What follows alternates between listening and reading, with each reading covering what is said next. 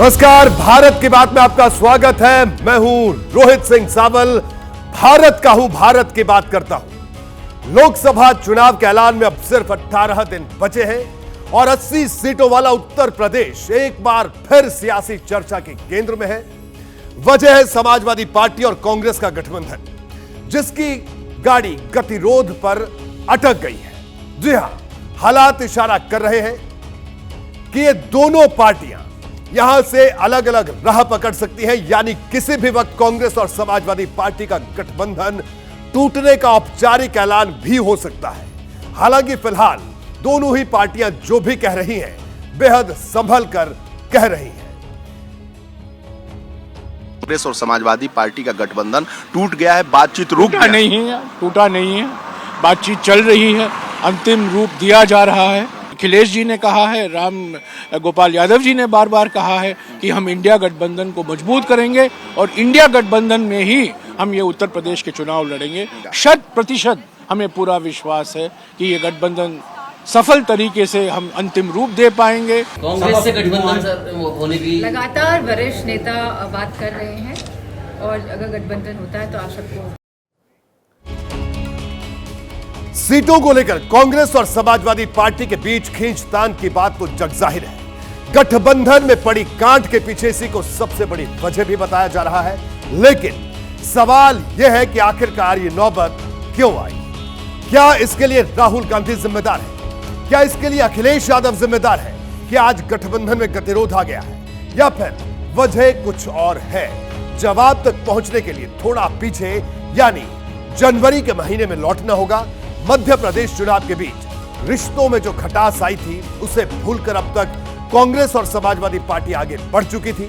लोकसभा चुनाव में seat sharing को लेकर दोनों पार्टियों के नेताओं ने 9 जनवरी को दिल्ली में पहली बैठक की। उस मीटिंग में समाजवादी पार्टी की तरफ से रामगोपाल यादव और जावेद अली थे, तो कांग्रेस की तरफ से मुकुल वासनिक, अशोक गहलोत, सलमान खुर्शीद और मोहन प्रकाश शामिल हुए। कांग्रेस की टीम पर ध्यान दीजिएगा, क्योंकि मैंने जिन नेताओं के नाम गिनाए उन्हें राहुल गांधी के करीबी उन्हें माना जाता है। इसके अलावा इस बैठक में कांग्रेस के युवा प्रदेश अध्यक्ष अजय राय और पार्टी के यूपी प्रभारी अविनाश पांडे भी शामिल हुए। इन दोनों को कांग्रेस की महासचिव प्रियंका गांधी का करीबी माना जाता है। पहली बैठक हुई तो बात आगे बढ़ी। कुछ मुद्दों पर सहमति बनी, कुछ मुद्दे अटक गए।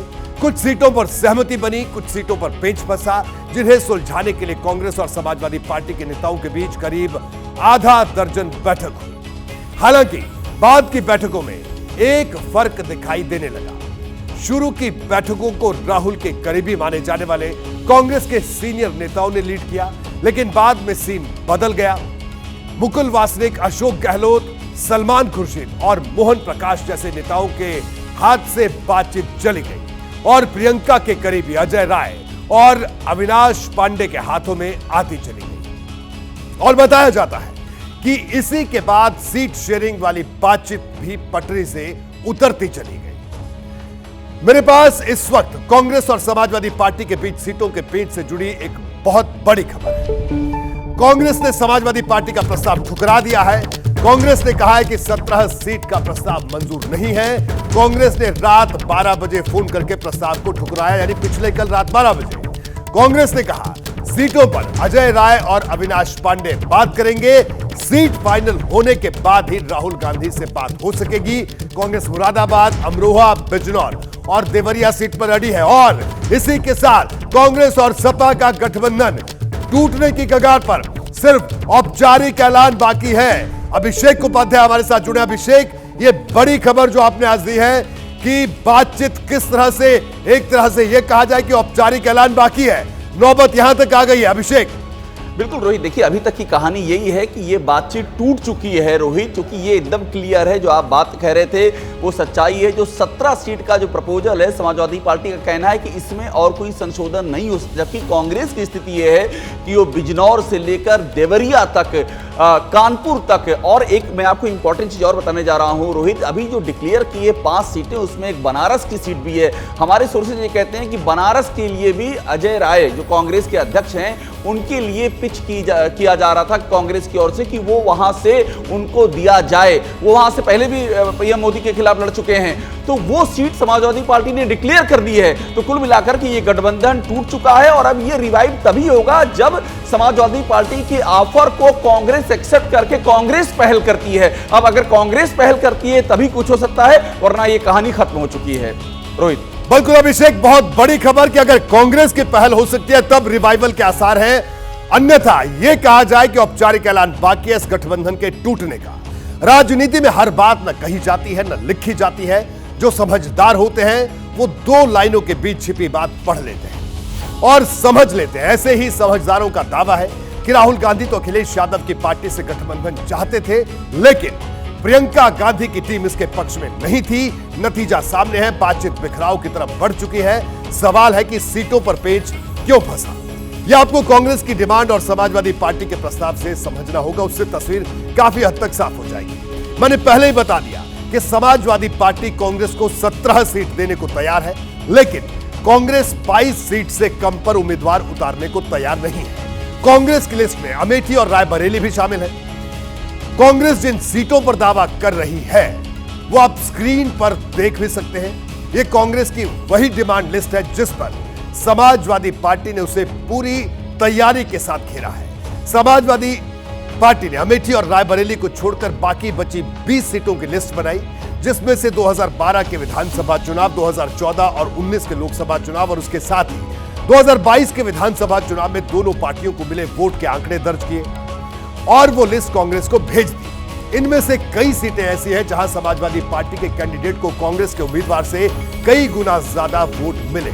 समाजवादी पार्टी ने इसी को आधार बनाकर कांग्रेस को 17 सीट का प्रस्ताव दिया और राहुल गांधी से बातचीत का वक्त मांगा, लेकिन राहुल गांधी की तरफ से साफ कह दिया गया कि जब तक सीटों पर सहमति नहीं बनती तब तक वो कोई बातचीत नहीं करेंगे। इसके बाद अखिलेश यादव ने भी तेवर दिखा दिए।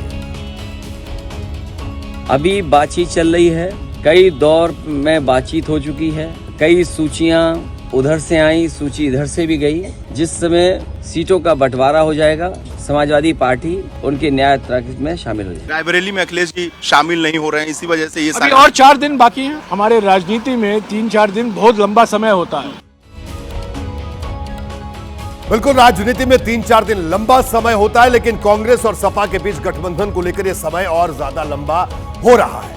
पहले कांग्रेस ने तेवर दिखाए, कांग्रेस को लगा था कि वो अखिलेश को झुकाने में कामयाब हो जाएगी, लेकिन ऐसा नहीं हुआ। अब कांग्रेस नरम दिखाई दे रही है और अखिलेश का रुख कड़ा नजर आ रहा है। मेरे पास इसी से जुड़ी एक और बड़ी खबर है। देखिए, समाजवादी पार्टी की सभी 80 सीटों पर उम्मीदवार उतारने की तैयारी है। इस वक्त की बड़ी खबर, समाजवादी पार्टी रायबरेली और अमेठी भी नहीं छोड़ेगी। रायबरेली और अमेठी में भी उम्मीदवार उतारेगी समाजवादी पार्टी। अगर यही रुख रहा दोनों पार्टियों के बीच में, यह इस वक्त की बड़ी खबर। सभी 80 सीटों पर अखिलेश यादव तैयारी कर रहे हैं अपने उम्मीदवारों को उतारने की, क्योंकि कांग्रेस और सपा के बीच गठबंधन की बात धीरे धीरे पटरी से उतर चुकी है। औपचारिक ऐलान बाकी है। देखिए, वैसे मैं आपको बता दूं कि कांग्रेस ने समाजवादी पार्टी को जिन 22 सीटों की डिमांड लिस्ट भेजी है, समाजवादी पार्टी उनमें से 4 सीटों पर उम्मीदवार उतार चुकी है। हम आपको उनकी लिस्ट भी दिखाते हैं। कांग्रेस ने वाराणसी सीट मांगी थी, समाजवादी पार्टी ने वहां से सुरेंद्र सिंह पटेल को टिकट दे दिया। समाजवादी पार्टी ने धौरहरा से आनंद भदौरिया को मैदान में उतार दिया। सलमान खुर्शीद जिस फर्रुखाबाद सीट से लड़ते हैं वहां से नवल किशोर शाक्य को उतार दिया। कांग्रेस ने बहराइच सीट पर दावा किया, लेकिन समाजवादी पार्टी ने यहां से रमेश गौतम को मैदान में उतार दिया है। गठबंधन तोड़ने का औपचारिक ऐलान अब तक बेशक नहीं हुआ, लेकिन समाजवादी पार्टी जिस तरह कांग्रेस के दावे वाली सीटों पर एक के बाद एक उम्मीदवार उतार रही है, उसने अखिलेश यादव के मंसूबे साफ कर दिए हैं। लेकिन कांग्रेस अब तक ऑल इज वेल का संदेश देने की कोशिश लगातार कर रही है। Hey, brother, it is in final stage. Any time it can be finalized. Wait for some time. We are on process. Our alliance team is there. We are in a great hope. Solution will come. तो वेणुगोपाल को आपने सुना, कांग्रेस कह रही है कि बातचीत final stage में है, लेकिन उत्तर प्रदेश में इंडिया गठबंधन के स्टेज पर जो कुछ चल रहा है वो तो कुछ और ही इशारा कर रहा है। बात करते हैं पूर्वांचल की, जहां की गाजीपुर लोकसभा सीट को लेकर माहौल गरमाया हुआ है। कल समाजवादी पार्टी ने प्रत्याशियों की दूसरी लिस्ट जारी की थी, जिसमें अफजाल अंसारी का नाम भी था। अफजाल अंसारी बाहुबली और डॉन मुख्तार अंसारी के भाई हैं। सवाल यह था कि अफजाल अंसारी के सामने इस बार प्रत्याशी कौन होगा, और आज मैं पूर्वांचल के इस सबसे बड़े सवाल का जवाब भी आपको बताने वाला हूं। जी, इस वक्त की एक और बड़ी खबर, गाजीपुर लोकसभा सीट पर माहौल गरमाया हुआ है। अफजाल अंसारी के सामने ब्रजेश सिंह चुनाव लड़ सकते हैं। ब्रजेश सिंह, जी हां, बाहुबली माफिया डॉन ब्रजेश सिंह की पहचान बाहुबली की है। अंसारी परिवार और ब्रजेश सिंह की अगर बात करें तो उनकी अदावत जग जाहिर है, लेकिन अब यह खबर सामने आ रही है कि अफजाल अंसारी जो कि इलाके में अलग तरह की छवि रखते हैं, हर समाज के तबके में छवि रखते हैं, तो ऐसे में भारतीय जनता पार्टी, या यूं कहें कि एनडीए गठबंधन उनके सामने मजबूत प्रत्याशी ढूंढ रहा था। लेकिन जो खबर आ रही है, यह प्रत्याशी कौन, अब मैं विस्तार से आपको बताता हूं। ब्रजेश सिंह की पहचान बाहुबली की है। अंसारी परिवार और ब्रजेश सिंह के बीच पुरानी अदावत भी है। अब सवाल यह है कि ब्रजेश सिंह किसके टिकट पर चुनाव लड़ेंगे, तो अब मैं आपको यह भी जवाब दे देता हूं। देखिए, ब्रजेश सिंह को ओपी राजभर अपनी पार्टी के सिंबल पर गाजीपुर से चुनाव लड़वा सकते हैं। इसके लिए ब्रजेश सिंह और ओम प्रकाश राजभर की मुलाकात भी हो चुकी है। 16 फरवरी को ये दोनों नेता वाराणसी में मिले थे। राजभर और ब्रजेश सिंह में करीब 45 मिनट तक बातचीत हुई थी। ब्रजेश सिंह भी गाजीपुर से चुनाव लड़ना चाहते हैं और ओपी राजभर इसके लिए तैयार भी है। यानी पूर्वांचल में सियासी महामुकाबले की जमीन धीरे धीरे तैयार होने लगी है। अगर इस प्लान पर मुहर लगी तो यह महामुकाबला ऐसा होगा जिसमें दोनों दिग्गजों की प्रतिष्ठा दांव पर होगी। बात सिर्फ चुनाव जीतने या हारने तक सीमित नहीं रहेगी, बल्कि सवाल सम्मान का होगा, साथ बचाने का होगा और गाजीपुर से मऊ तक राज तिलक का होगा। अफजाल अंसारी बाहुबली मुख्तार अंसारी के भाई हैं। उनके हार जीत का सीधा असर रुतबे पर पड़ेगा, अंसारी परिवार की प्रतिष्ठा पर पड़ेगा और इसकी गूंज गाजीपुर में जो फाटक है वहां तक भी सुनाई देगी। लेकिन दूसरी तरफ ब्रजेश सिंह है, जो पिछले 3 दशक से अंसारी परिवार के लिए चुनौती के रूप में अपने आप को दिखाने की कोशिश करते हैं, और हो भी सकता है कि इस बार भी बड़ी चुनौती वो सामने पेश कर दें अगर उनको टिकट मिलता है। देखिए, अंसारी परिवार हो या ब्रजेश सिंह, माफिया साम्राज्य के रास्ते होते हुए सियासत की सीढ़ी चढ़ने की अगर बात की जाए तो दोनों परिवारों ने इन दोनों सियासी तौर पर भी काफी मजबूत किया। अंसारी परिवार की बात अब मैं सबसे पहले आपको बताता हूं। मुख्तार अंसारी भले ही जेल में बंद हो, लेकिन बेटा अब्बास अंसारी मऊ से विधायक है। मुख्तार के बड़े भाई सिबगतुल्ला अंसारी भले ही राजनीति से दूर हो गए हो, लेकिन उनके बेटे मन्नू अंसारी ने कमान संभाल ली है। 2022 विधानसभा चुनाव में मोहम्मदाबाद सीट से चुनाव जीता। मुख्तार के भाई अफजाल अंसारी अभी भी गाजीपुर से सांसद हैं। अब 2024 में फिर लोकसभा का चुनाव लड़ने वाले हैं समाजवादी पार्टी से। यह बात सच है कि अंसारी परिवार ने बहुत पहले राजनीति का रास्ता पकड़ लिया था और ब्रजेश सिंह सियासत के मंच पर देरी से आए, लेकिन मौजूदा वक्त में अंसारी परिवार से ज्यादा दबदबा ब्रजेश सिंह का माना जाता है, क्योंकि सीधे तौर पर बीजेपी भले ही ब्रजेश सिंह का समर्थन ना करे, पिछले दरवाजे से उनके लिए वक्त वक्त पर रास्ते खोले जा रहे हैं और ऐसा ही रास्ता इस बार गाजीपुर से खोलने की संभावना दिखाई दे रही है।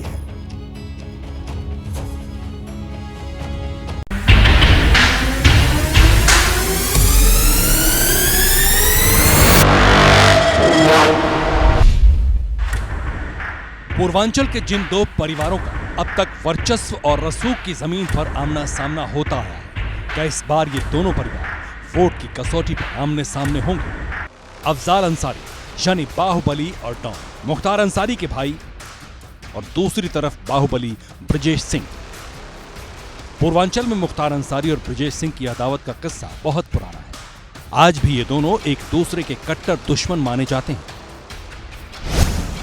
3 दशक तक दोनों ने एक दूसरे के गैंग को खत्म करने की हर मुमकिन कोशिश की, 2005 में गाजीपुर में हुआ कृष्णानंद राय हत्याकांड इन दोनों की अदावत का ही नतीजा था। उस हत्याकांड में विधायक कृष्णानंद राय और उनके 6 साथियों को गोलियों से भून दिया गया था।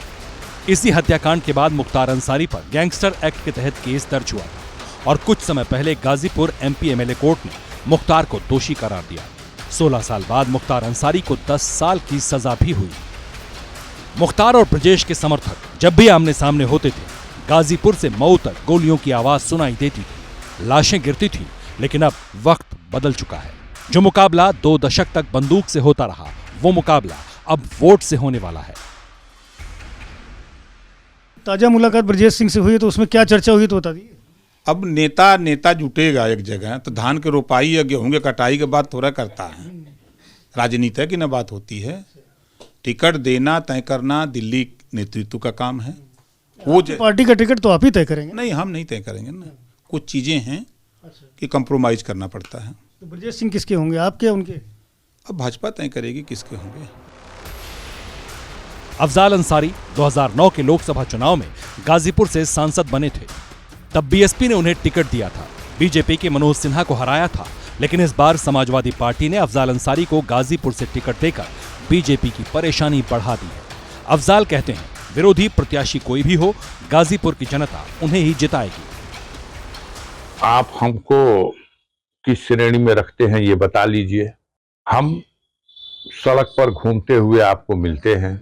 हमारे आगे पीछे कोई फौज दिखाई देती हो, हैं वो लोग जो वीवीआईपी हैं, भले उनका इतिहास कैसा भी हो, चाहे सिन्हा साहब हो और चाहे आप नाम ले रहे हैं ब्रजेश सिंह का, उनको कितना भी दूध में डुबा करके लाइएगा, जनता की निगाह में जो उनका मुकाम है उसको आप बदल नहीं पाइएगा। एक वक्त था जब पूर्वांचल में अंसारी परिवार की तूती बोलती थी। ये परिवार राजनीतिक रूप से भी सक्रिय होता गया। कभी बीएसपी ने साथ दिया तो कभी मुलायम और अखिलेश के साथ खड़े हुए। कुछ चुनाव जीते तो कुछ हारे भी। और बीजेपी हमेशा से अंसारी परिवार को लेकर समाजवादी पार्टी पर हमलावर रही। पहले वो कहते थे कि हम गुंडों के खिलाफ हैं, अपराधियों के खिलाफ हैं, माफियाओं के खिलाफ हैं, फिर उनको गले लगाते हैं। पहले कभी कहते हैं पीडीए की बात करते हैं और पीडीए की बात करते करते उनके समाजवादी पार्टी में ही बिखराव खड़ा हो जाता है। लेकिन समाजवादी पार्टी सही मायनों में भारतीय जनता पार्टी के लिए उत्तर प्रदेश में कोई चुनौती नहीं बची है। यूपी में बीजेपी का लक्ष्य सभी 80 सीटें जीतने का है। इसलिए दांव पेच बीजेपी की तरफ से भी चले जा रहे हैं। खबर तो ये भी है कि बीजेपी गाजीपुर में भी मजबूत प्रत्याशी उतारना चाहती है। ब्रजेश सिंह इस सीट पर बिल्कुल फिट बैठते हैं, लेकिन ब्रजेश सिंह के साथ बाहुबली शब्द जुड़ा है, इसलिए बीजेपी अपना सिंबल नहीं दे सकती। यही वजह है कि ओपी राजभर की सुभाषपा के जरिए ब्रजेश सिंह के लिए गाजीपुर का मंच तैयार हो रहा है। ये फैसला एक तीर से 2 निशाने भी लगाएगा। पहला ये कि ओपी राजभर की ब्रजेश सिंह को चुनाव लड़ाने की मुराद पूरी हो जाएगी, और दूसरा गाजीपुर में एनडीए को अफजाल अंसारी के सामने मजबूत प्रत्याशी मिल जाएगा। जी हां, तो गाजीपुर सीट पर बीजेपी मजबूत प्रत्याशी इस वजह से ढूंढ रही है क्योंकि 2014 में जीतने के बाद 2019 में सीट उसके हाथ से निकल गई थी। अगर बीजेपी को यह सीट फिर से जीतनी है तो ब्रजेश सिंह इस रणनीति को सफल बनाने के लिए सबसे धारदार प्रत्याशी साबित हो सकते हैं, ऐसा कुछ लोगों का मानना है। ऐसा भी नहीं है कि बीजेपी को ब्रजेश सिंह के नाम से कोई ज्यादा दिक्कत होगी। इससे जुड़ा इतिहास भी मैं आपको बता देता हूं। ब्रजेश सिंह ने जब 2016 में वाराणसी में से एमएलसी का चुनाव लड़ा था, तब बीजेपी ने भले ही अपना सिंबल नहीं दिया था, लेकिन पिछले दरवाजे से पूरा सपोर्ट किया था, क्योंकि तब बीजेपी ने प्रत्याशी ही नहीं उतारा था और समाजवादी पार्टी से हुए सीधे मुकाबले में ब्रजेश सिंह की जीत हुई थी। पिछले साल जब वाराणसी में एमएलसी का चुनाव हुआ, तब ब्रजेश सिंह ने जेल में रहते हुए अपनी पत्नी अन्नपूर्णा सिंह को मैदान में उतारा। तब बहुत से लोगों को झटका भी लगा था, क्योंकि वो वोट बीजेपी प्रत्याशी को मिलने थे, वो ब्रजेश सिंह की पत्नी को मिले। माना यही गया कि बीजेपी के समर्थन से ब्रजेश सिंह की पत्नी ने चुनाव जीता। ब्रजेश सिंह के भतीजे सुशील सिंह को बीजेपी लगातार 2 बार से विधानसभा का चुनाव लड़वा रही है। दोनों ही बार सुशील सिंह चंदौली की सैयद रजा सीट से विधायक चुने गए हैं। तो यह है पूरे परिवार का सियासी रसूख।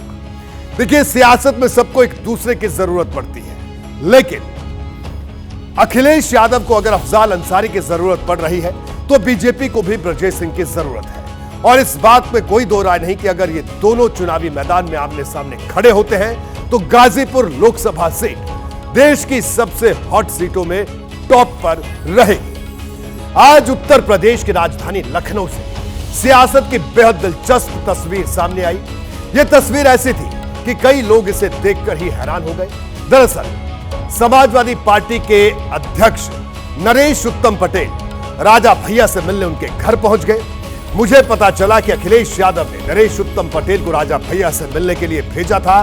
दोनों के बीच लोकसभा चुनाव को लेकर बात हुई, यानी अब अखिलेश यादव और राजा भैया के बीच की कड़वाहट धीरे धीरे कम हो रही है, क्योंकि 2 साल पहले का दौर ऐसा था जब अखिलेश प्रतापगढ़ पहुंचकर राजा भैया को सियासी रूप से ललकार रहे थे।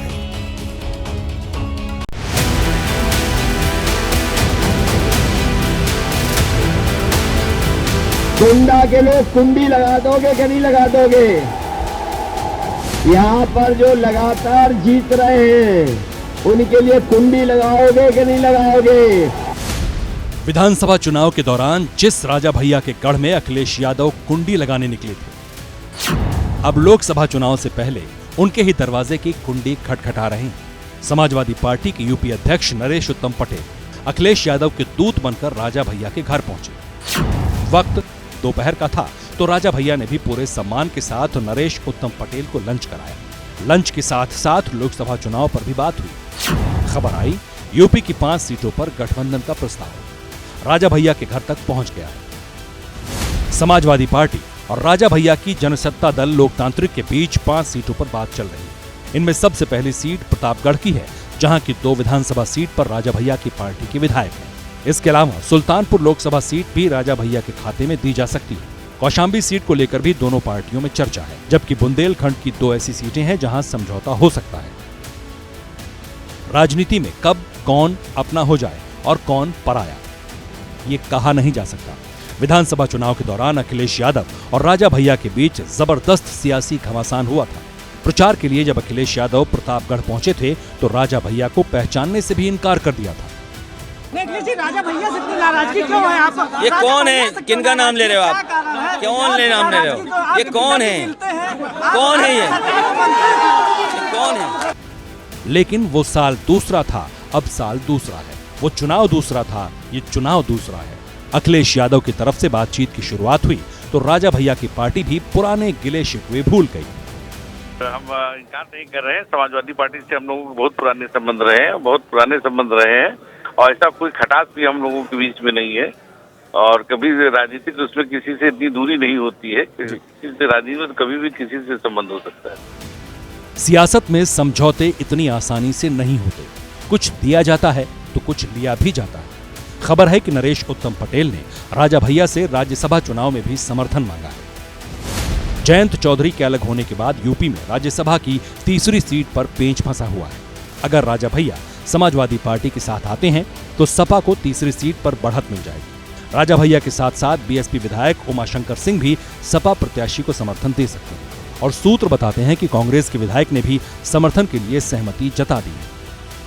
यानी राजा भैया और अखिलेश यादव में अगर बात बन जाती है तो लोकसभा चुनाव की तस्वीर तो बाद में सामने आएगी, राज्यसभा चुनाव में भी इसका असर दिखाई देना